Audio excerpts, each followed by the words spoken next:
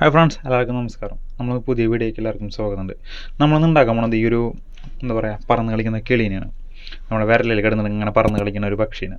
ഇതിനുണ്ടാക്കാൻ വേണ്ടി നമുക്കൊരു പേപ്പർ വേണം. ഒരു സാധാരണ ഒരു പേപ്പർ സംബന്ധിച്ചിട്ട് വരുന്നത് മാത്രം ദീർഘചതുരത്തിലൊരു പേപ്പർ എടുക്കുക. ഇത് നേരെ നടുമടക്കുക.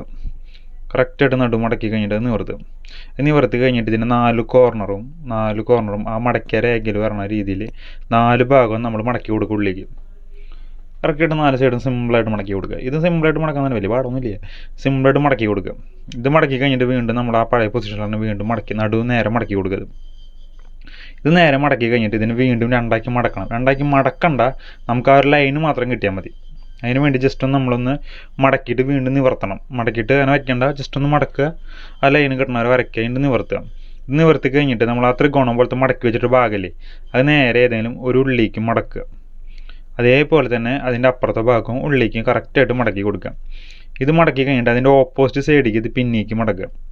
കണ്ടില്ല? അപ്പോൾ ഏകദേശം ഇതേപോലെ കിട്ടും. ഇതേപോലെ കിട്ടിയിട്ട് അതിന് നടുഭാഗം ഉണ്ടല്ലോ, നടുഭാഗം ജസ്റ്റ് ഒന്ന് ചെറുതായിട്ടൊന്ന് ഒടിച്ചു കൊടുക്കുക. ഇത് ഒടിച്ചു കൊടുത്ത് കഴിഞ്ഞതിന് ശേഷം ജസ്റ്റായിട്ട് നമ്മൾ വിരലായിട്ടൊന്ന് പ്രസ് ചെയ്യുമ്പോൾ സാധനം ഇങ്ങനെ ചിറകിട്ടടിക്കും. അത് രസമാണ് കാണാൻ. വെറുതെ ഇരിക്കുമ്പോൾ ഉണ്ടാക്കി നോക്കി നോക്കും. ഓക്കെ, അപ്പോൾ എല്ലാവർക്കും വീഡിയോ ഇഷ്ടപ്പെട്ടു കഴിഞ്ഞാൽ ലൈക്ക് ചെയ്യുക, കമൻറ്റ് ചെയ്യുക, സബ്സ്ക്രൈബ് ചെയ്യാൻ മറക്കായിക്കോട്ടെ. അപ്പോൾ എല്ലാവർക്കും ബൈ. ഇപ്പോൾ പുതിയൊരു വീഡിയോയിൽ കാണാം.